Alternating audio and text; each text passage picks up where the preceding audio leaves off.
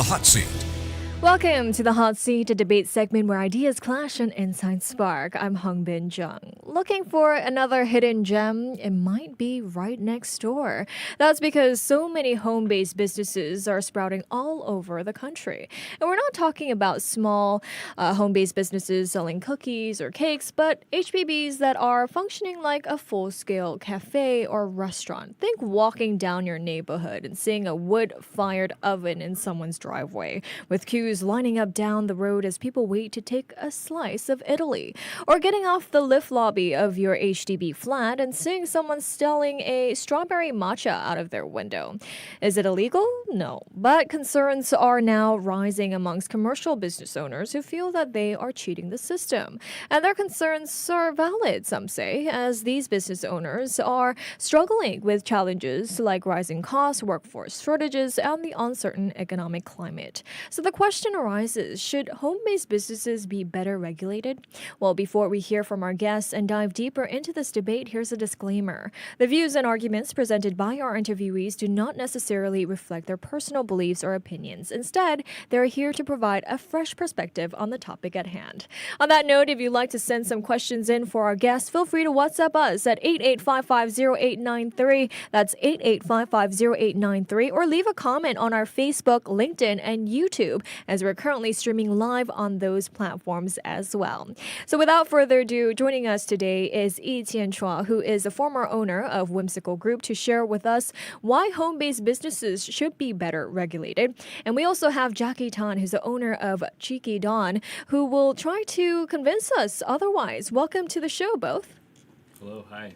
Thank you. Hello. Thank you so much for joining us. I feel like I am turning on the wrong mic for Chien here. Hello. Hello, hi, how are you doing? Okay. Well, Chien, would you try to come closer Sure, into the happy mic? to do Okay. Got it. All right. Well, Jacky, let's start off with you here. You're a home-based business owner yourself. Why did you choose to run your business from home?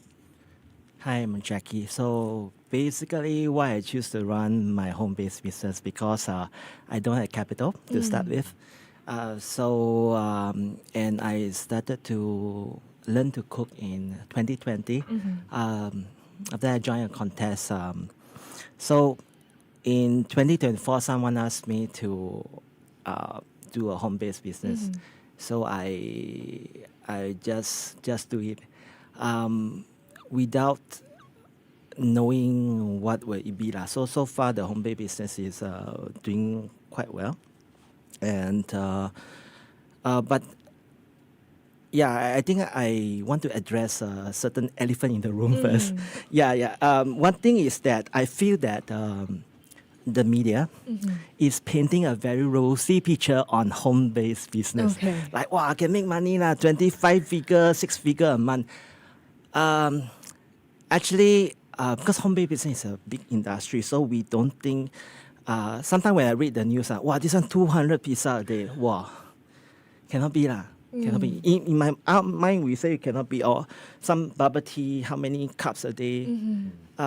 If we do the maths, because we are chef also, so we cook. Right. I make pizza before. I make from flour before. Flour to dough. Then we have to put yeast to rise the flour, and it takes time.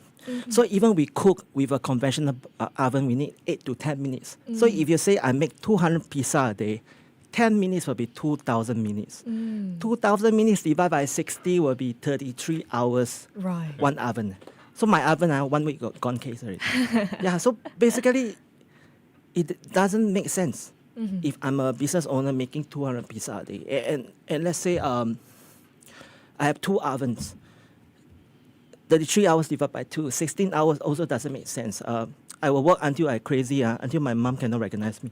Right. Yeah. So basically, what I feel media risk to not paint so rosy picture about home-based business. Sometimes we don't make money in a day. Sometimes we do have a few sales. So if you want to say, hey, this person make 100 cups or 200 meals a day, be at the place. Look at the person, how many sales he got a day. Definitely. So don't take it at face value because sometimes the face value too high. They will paint a very big rosy picture.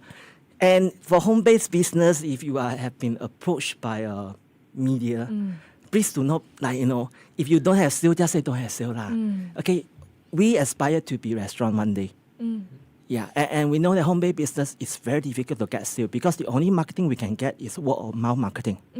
Yeah, so I like to clear the air first. Yes, well, thank you so Yeah. much for addressing the elephant in the room. I mean, this is definitely something that we need to talk about, and that's why we're having this conversation today. And we love having you on, Jacky. Thank you so much for agreeing to come on, just to tell us more about these home-based businesses. But I also want to take Etienne's side or find out more from him as well. I mean, HBBs in Singapore are booming. So as a former F&B business owner yourself, why didn't you look into starting an HBB? I mean, since it sounds like a lucrative business right now, as the media has portrayed. Well, for what it's worth, I didn't even know that was a possibility, Okay. right? So I think a lot of people who go into the space are looking at it already from a certain scale, right? And so when me or some of my friends have started, food and beverage businesses, it's from the perspective of wanting to serve a certain population in a certain size. But I think a lot of us have been having the discussion now of how we can actually utilize that and perhaps maybe start something else that circumvents some of the specific rules that come with licensed businesses. Right. I mean, one of the major concerns about home operations that others have is the fact that they aren't subject to the same strict regulatory licensing or tax requirements faced by bricks and mortar businesses. For instance, I believe that home-based bars don't need a liquor license and home restaurants do not even need a food safety permit. So, Jacky, given this report here, isn't it unfair to license restaurants that home-based businesses can operate without food safety permits or liquor licenses while tapping into the same market without regulation? Are we incentivizing an uneven playing field, or is this fair? What do you think? I think at the end of the day, we need to be responsible to our customers.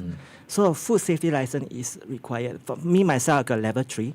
So I'm getting a HSCCP in end of this year. I mean, I applying for HSCCP is international standard of food safety. Is way above our WSQ. And why we do that? I think the basic thing is we are responsible for our customer. And I don't have an alcohol license because I'm serve family meals. And I was, I think last year I was in Chef X under Far East Mall. They give us rent-free, utility-free.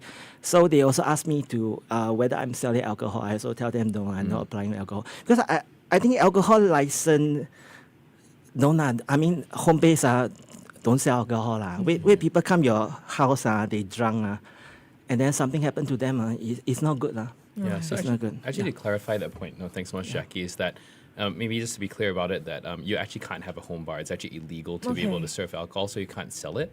So you can provide it as something. So as an example, say Jacky had someone at his place and they brought their own alcohol, that's possible. But I was talking to a couple of people about it. From a bar perspective, you actually can't sell alcohol. So for Okay. people who are doing that, that's actually illegal. I think looking at it from a license perspective, or I guess for people to be able to get, their, WSQ permit or whatnot in terms of, food safety. Right now, it's not mandatory, right? So essentially, it's nice to have. It's something that the Singapore Food Agency has stated that they don't need to have it, but it's nice to have. And so I guess it depends on where you're coming from, right? So for people like Jacky, they actually care about it and they are willing to go above and beyond. But then you also have people who are trying it out, Right. and that might have differing standards, right? So I guess to Jacky's point, he's right. You can't classify them all into just one big like Definitely. home-based business thing. But there are definitely people who are going above and beyond to be careful and safe, and then there are people who are just trying their luck and doing that. And that's the issue, right? Because you don't even know these businesses exist, and so if they do something that's wrong, it's actually going to affect someone like Jacky because he's never done anything like that. But someone else comes along, starts a matcha bar or decides to do food, and they poison someone day one, right? And then it's actually unfair across the board, which is why I think when we look at it from a licensed operator perspective, there are two different parts to it, right? One, I don't think we're trying to stifle that. We're not trying to say that, oh my gosh, you must be fully regulated, right? I think it's more of the perspective that licensed businesses shouldn't be so regulated because I think the powers that be go above and beyond sometimes when they are very pedantic about certain rules. But secondly, when it comes to home-based businesses, I think we actually welcome that. We want to see that entrepreneurship. But the issue there is that there's zero regulation. You don't have to register your home-based businesses with the Singapore Food Agency. And that's, I think, where the gap is. Okay. Well, Chien, I mean, you've spoken out on this issue previously and called it double standards for home businesses. Yeah. But, I mean, why is it considered unfair towards F&B business owners that home-based businesses have more leeway when the scale of the business is different from that of a regular business? I mean, Jacky has also talked about this. You know, they cannot promote it. It's just through word of mouth. So if you operate a business in a public space, shouldn't you be, at the end of the day, held to a higher standard and have more accountability to the public? Yeah, so I think you have to look at scale in different ways, right? One, home-based businesses can promote. They can do it on social media. So word of mouth is definitely one way. The other way you can do it is on Instagram or TikTok videos, etc., and all that, which we've clearly seen online, right? You cannot have a menu in front of your place, etc., and you can't have like big signage that says like this is my home-based business. But you clearly can do it from a social media perspective. If you look at F&B in general or any business nowadays, your online marketing is so much more important than in-place marketing or marketing that's just there. And so that's one big distinction. Secondly, I think when you talk about scale, there are different operators. Some people that sell 5 cups a day, then you have one coffee on the porch that sells 100 cups a day. And then to Jacky's point, the one that's doing 200, either to Jacky's point, they're not telling the truth, or they're operating at such a scale where they actually are operating at a restaurant scale and they're clearly circumventing the rules around that. So either not telling the truth or clearly operating as a full-fledged restaurant. Okay. Well, the Singapore Food Agency has guidelines in place which home-based businesses can sell cookies, cakes, or home-cooked meals straight out from their kitchen, but only if you stick to selling direct to, individual customers, keeping operations small, and do not turn into a full-blown catering outfit, right? So, Etienne, I believe in one of your LinkedIn posts, you questioned why the SFA or even the URA is not doing anything about it. But if they aren't doing anything about it, doesn't it mean that the situation is not pervasive enough that requires an investigation? Yeah, so I guess it depends, right? It depends on how much they care, right? If you're looking at it from a pervasiveness perspective, obviously there must be enough because the media is able to cover quite a wide swath of companies that, or I guess home-based businesses that are doing this at the moment. And then the question is, I think their reply to the media was essentially, we deem it low risk enough where we haven't seen any, food poisoning or anything like that. But then my question back is, so are you waiting for food poisoning to happen and then you actually start doing that? So they're actually going it from a reactive perspective as opposed to actually trying to be a bit more proactive. And that's actually dangerous because that means you're waiting for someone to get very sick or die from one of these experiences and then you actually regulate it. And that actually might be a bit of a concern, I think, for a lot of people, actually. Well, despite the guidelines set out by the Singapore Food Agency, some of these operations mirror professional restaurants in terms of their setup and volume. I mean, according to ST, a home restaurant serving 10 diners daily could make up or $1,500 per night or around $30,000 a month if it operates 5 days a week. Jacky, you spoke about how the media portrays this as such a rosy picture, right? Some of the numbers might be overblown out of the picture. Some people might not be telling the truth. But how would you respond to someone who says, aren't home-based businesses essentially cheating the system? I think before that, I need to address the one about food safety, food poisoning and food safety. Based on statistic, the number of food poisoning case caused in Singapore, right, is caused by catering company. Yeah, why is it so? Why is it not home-based? Like we go to a mom's house, dad's house, or friend's house. It's a home. Yeah. So they will cook a small amount, and then they will try their best to cook the best for you. So I don't think they will have lapse in food safety and stuff like that because for us we are responsible for our customer. And second thing, why catering company has such a large amount of food safety issue, food poisoning cases, it's because sometimes there are large orders, and then your kitchen is only this size. Your stove is only 1, 2, 3. That's all. If you have large orders, some people will tend to cook a lot of food in one wok. Like chicken, if uncooked chicken will cause salmonella. Salmonella can cause death and food poisoning. That's the thing. But for home-based business, sometimes I have to reject large orders. Yeah, because we understand our operation, our scale is small. So we have to be responsible. At the end of the day, still be responsible for our customers. So we cook just enough portion that we can manage in that hour. Yeah, so sometimes I do have to reject large orders. So, and one thing about regulation, I hope government can step in and help home-based businesses like us to have an insurance, at least a third liability insurance. That's commercial. They will have that, but we don't have. So sometimes if we gonna sabo, although we do our best to make sure that our food is of food safety standard. But sometimes some people, our competitor may come in and sabo us, say, I got stomach ache because I ate your food, things like that. And then how? Right. So we need a liability insurance to protect that. I have been asking a few insurance provider, they don't have for home-based business. So this is a risk if we are in the home-based line. Okay, what's the question just now? Right. Just going back here, I mean, that was a very good point here. Just going back here, we've seen, these numbers from STM home restaurant serving 10 diners daily could make up to 1,500 per night. I mean, some people, you did mention, Jacky, that some of these numbers might not be, some of these home-based businesses might not be telling the truth, or the media is painting a rosy picture, but some people are saying, well, aren't home-based businesses essentially cheating the system? So how would you respond to that? The one about 1,500 a month, a day, right?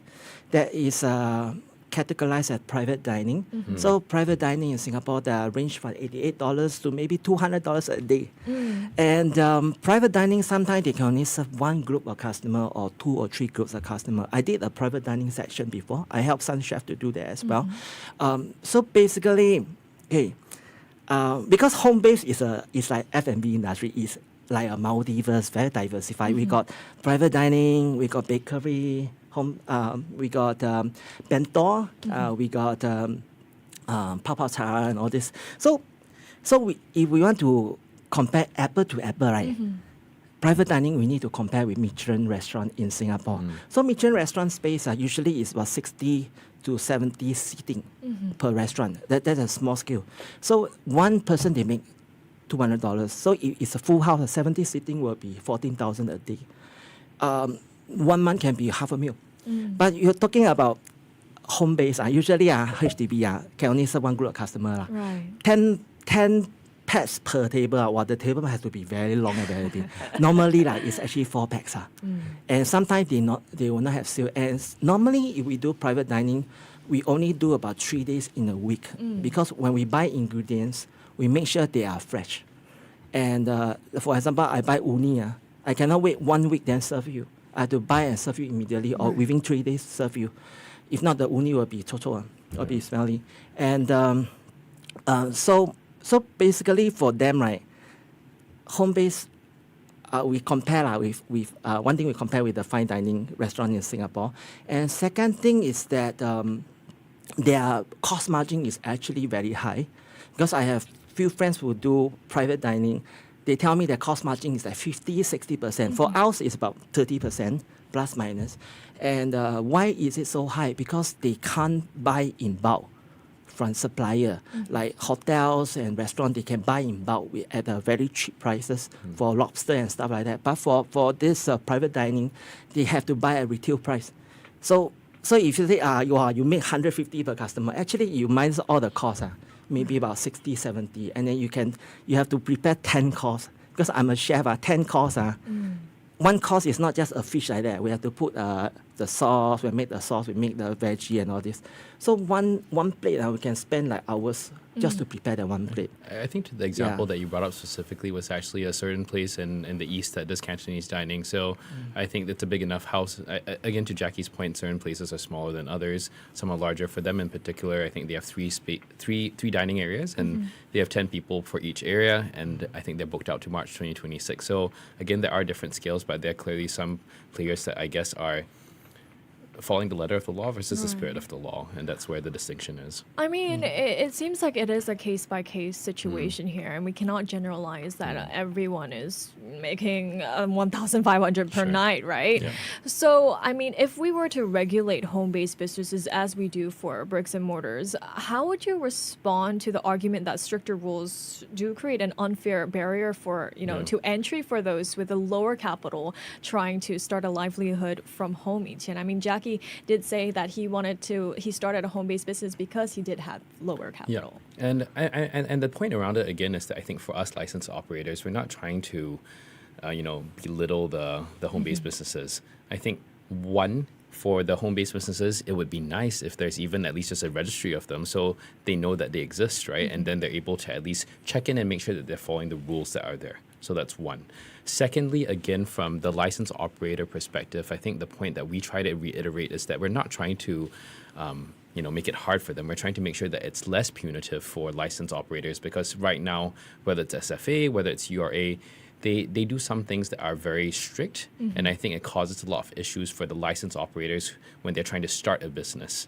And that's the big difference. That's the big distinction between both of them. So it's coming into the middle, meaning to say that there just needs to be some very basic things for home-based businesses, like maybe it is required to get a food handler's permit. It is required to at least register your business so that you know that it exists.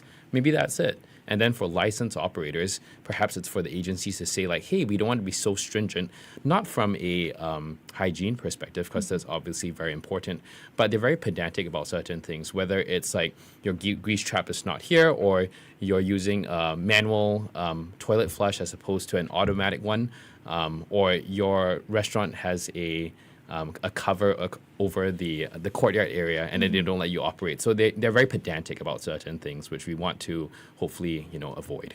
Okay. Well, it looks like according to ST, home-based business operators say they are mindful of the URA, HDB, and SFA guidelines that do apply to them, but some others were not really clear about the rules until they were interviewed.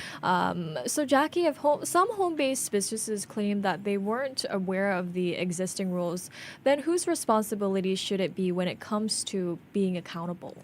Their responsibility, because you're doing a business. Of course, you need to be aware the rule of the business.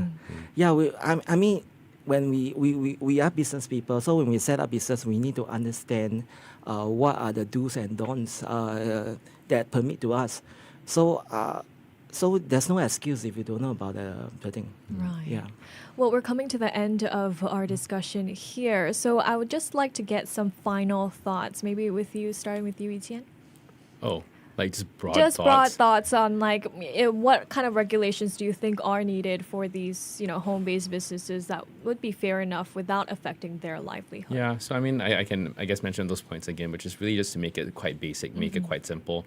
Actually, it was an interesting point that you brought up. Whose responsibility is it? So if SFA actually had some more basic guidelines, which is just say you have to register and you have to read this and you have to watch this 20-minute video and you have to get a food handler's permit. Those are just some basic things that protect the outside consumer. At the end of the day, you're still serving a consumer. It's not that you're not serving someone else other than your family. So that would be important. And then I think going back again to the point of really being a bit more fair when it comes to being not so stringent when it comes to certain things for licensed businesses. Right. And Jacky? One thing I think home-based business is not as rosy as you think. You need to work very hard, especially you're the one making the food. So I have friends from MasterChef, I'm from MasterChef. So they also started from home-based, and I got 3 of them.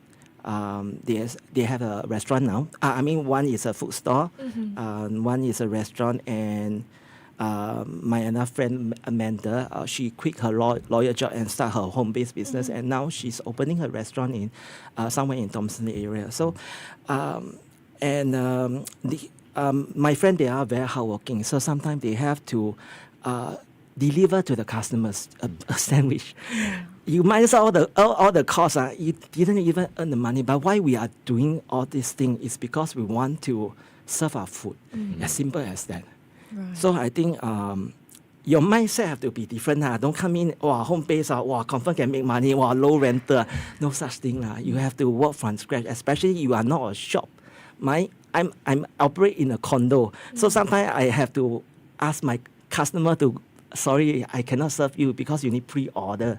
You need to pre-order your food. Yeah, at my condo in front, because I'm one of the top search on Google for Japanese food in my area. So the point is, it's very difficult for us to make a lot of money.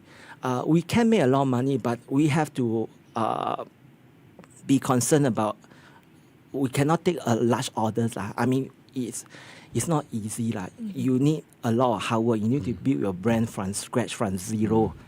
And we are not a shop. People won't come out to our shop to eat.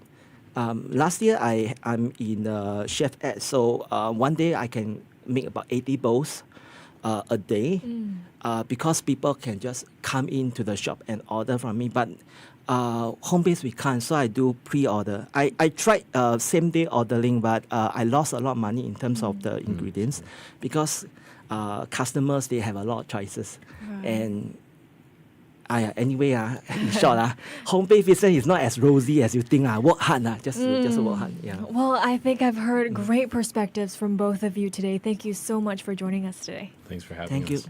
Thank you. We've been speaking to Chua, who's a former owner of Whimsical Group, and Jacky Tan, who is the owner of Don. This has been The Hot Seat. Thank you so much for joining us on our social media and on air as well. Tune in again next week for another Hot Seat.